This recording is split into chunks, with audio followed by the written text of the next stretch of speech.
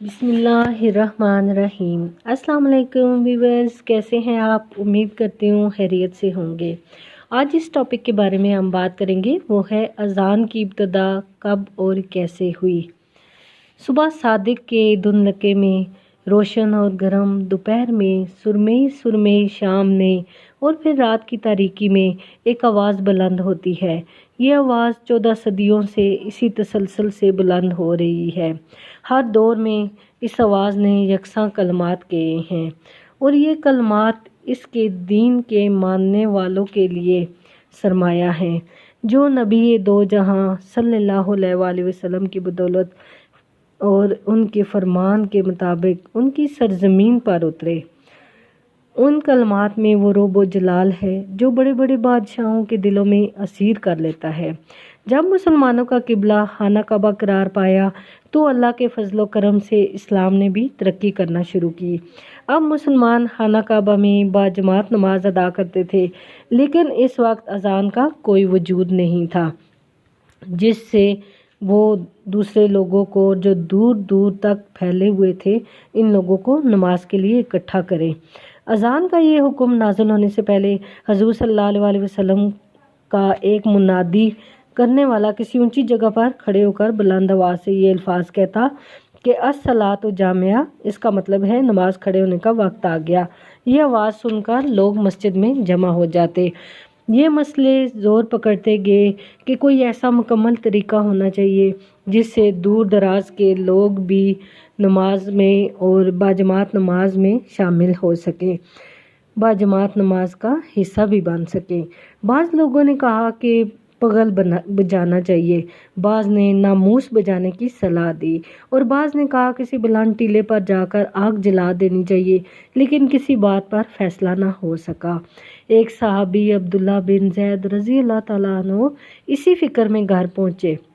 گھر والوں نے کھانے کا پوچھا، لیکن انہوں نے کہا کہ میں کھانا نہیں کھاؤں گا، اور میں کھانا اس وقت تک نہیں کھاؤں گا کہ جب تک اس مسئلے کا حل نہ نکالا جائے کہ جو مسئلہ نبی پاک صلی اللہ علیہ وسلم کو پریشان کیے ہوئے ہے، اور جب تک اس مسئلے کا حل نہیں نکلے گا میں کھانا نہیں کھاؤں گا۔ آپ رضی اللہ تعالیٰ عنہ اسی فکر میں سو گئے اور آپ کو نیند نے آ لیا۔ رات کو سوتے وقت انہوں نے اذان کے الفاظ سنے، اور آپ رضی اللہ تعالیٰ عنہ نے دیکھا کہ ایک آدمی نے مسجد کی چھت پر کھڑے ہو کر اذان کے الفاظ کہے۔ یہ الفاظ کہہ کر وہ کچھ دیر کے لیے بیٹھ گیا اور پھر کھڑے ہو کر نماز کی اقامت کی، جو انہی الفاظ پر مشتمل تھی جن الفاظ میں اذان دی گئی تھی۔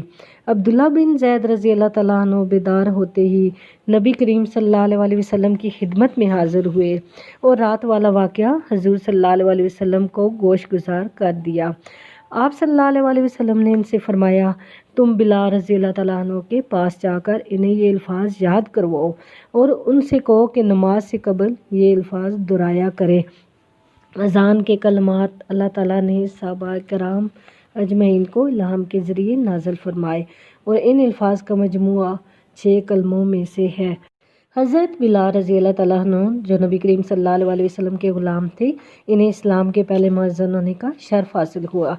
جب پہلی بار حضرت بلال رضی اللہ تعالیٰ عنہ کی زبان سے یہ الفاظ نکل کر مدینے کی گلیوں میں گونجے تو حضرت عمر رضی اللہ تعالیٰ عنہ بھی رسول کریم کی خدمت میں حاضر ہوئے اور عرض کیا، یا رسول اللہ صلی اللہ علیہ وآلہ وسلم، میں نے بھی آج رات خواب میں ایک شخص کو یہی الفاظ دہراتے ہوئے سنا۔ اس طرح اذان کے الفاظ کا آغاز ہوا جو قیامت تک جاری رہے گا انشاءاللہ۔ حضرت بلال رضی اللہ تعالیٰ عنہ کو مؤذن کے مرتبے نے سید کر دیا، اور نبی کریم صلی اللہ علیہ وسلم کی حیات مبارکہ میں ہمیشہ ہی حضرت بلال مؤذن رہے۔ ان کی اذان کا ایک مشہور واقعہ یہ ہے کہ حضرت بلال باقاعدگی سے اذان دیا کرتے تھے، لیکن ایک بار ان کی زبان چونکہ توتلی تھی، اس وجہ سے بعض لوگوں نے ان کے الفاظوں کی واضح ادائیگی نہ ہو پاتی تھی ان سے، تو کچھ لوگوں نے اس بات پر اعتراض کرنا شروع کر دیا کہ بلال کے اذان دینے کی وجہ سے پھر ان کلمات کی بے ادبی ہوتی ہے۔ چنانچہ یہ بات حضرت بلال کے دل میں ٹھہر گئی اور وہ صبح صادق فجر کی اذان دینے کے لیے نہ آئے۔ اذان کسی اور مؤذن نے دی، بہت دیر ہو چکی تھی۔ لیکن سورج طلوع نہ ہوا۔ اب لوگ بہت گھبرائے اور حضور کریم صلی اللہ علیہ وسلم کی خدمت میں حاضر ہوئے اور فرمایا، یا رسول اللہ صلی اللہ علیہ وسلم، آج سورج طلوع نہیں ہو رہا، کیا معاملہ ہے؟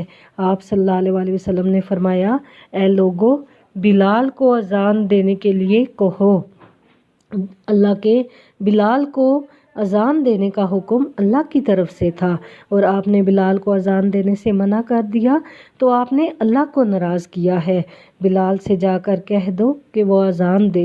چنانچہ حضرت بلال نے اذان دی اور سورج طلوع ہوا اور تمام صحابہ کرام اور تمام لوگ پھر خوش ہو گئے اور حضرت بلال نے یہ مقام اور یہ مرتبہ اذان کی وجہ سے ہی پایا۔ اور نبی کریم صلی اللہ علیہ وسلم فرماتے ہیں کہ میرے ساتھ حضرت علی بھی موجود تھے۔ رمضان المبارک کا مہینہ تھا تو ہم لوگ سحری کر رہے تھے اور حضرت بلال نے آ کر دیکھا کہ نبی کریم صلی اللہ علیہ وسلم کی اگر سحری ختم ہو گئی ہو تو اذان دی جائے۔ جب حضرت بلال اذان دینے لگے، انہوں نے کہا، ان کے دل میں بات آئی کہ ایک بار پھر جا کے دیکھ لوں کہ نبی کریم صلی اللہ علیہ وسلم ابھی سحری تناول نہ فرما رہے ہوں۔ جب انہوں نے جا کر دیکھا تو نبی کریم صلی اللہ علیہ وسلم سحری ابھی تناول فرما رہے تھے، ان کے ساتھ حضرت علی بھی موجود تھے۔ تو بلال رضی اللہ تعالیٰ عنہ نے آ کر کہا، یا رسول اللہ صلی اللہ علیہ وسلم، اللہ کی قسم سحری کا ٹائم ہو گیا ہے۔ نبی پاک صلی اللہ علیہ وسلم نے اسی وقت کھانا بند کر دیا اور یوں وہ سحری کا وقت قرار پایا۔ اور نبی پاک صلی اللہ علیہ وسلم نے اس لیے بند کر دیا، حالانکہ اس وقت ٹائم رہتا تھا کہ میرا بلال اپنے رب کے سامنے جھوٹا نہ پڑ جائے، تو اس وقت پھر اذان سے پہلے وہ سحری کا وقت ختم ہو گیا۔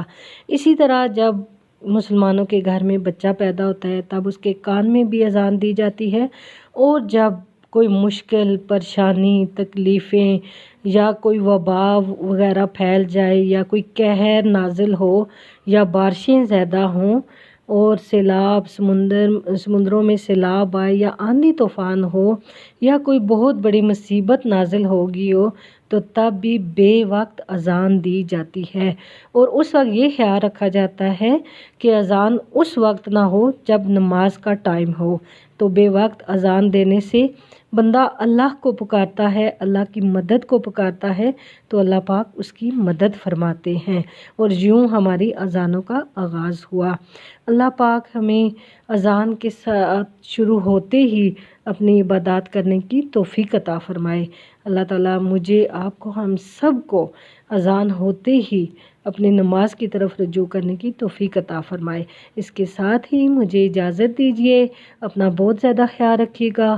فی امان اللہ۔